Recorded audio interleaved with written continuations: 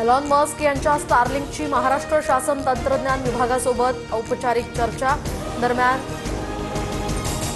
याचवेळी स्टारलिंकशी करार, ग्रामीण महाराष्ट्रामध्ये गतिमान इंटरनेट असल्याचं यावेळी प्रतिपादन. वडाळा डेपोजवळ ट्रायल रनच्या वेळी मोनोरेलमध्ये बिघाड, परिस्थिती तात्काळ नियंत्रणात आणली. अपघाताची घटना किरकोळ स्वरूपाची, मोनोरेलकडून स्पष्टीकरण.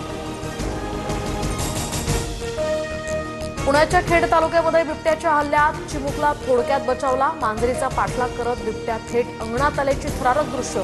झोक्यावर खेळत असलेल्या चिमुकल्यानं तात्काळ घरात धाव घेतली.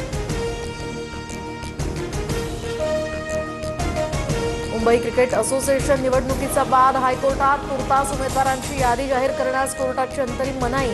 एमसीएच्या माजी कार्यकारिणी सदस्यांकडून निवडणूक प्रक्रियेला आव्हान. नवी मुंबई विमानतळाला दिबा पाटलांचं नाव देण्याची मागणी करणारी याचिका हायकोर्टानं फेटाळली.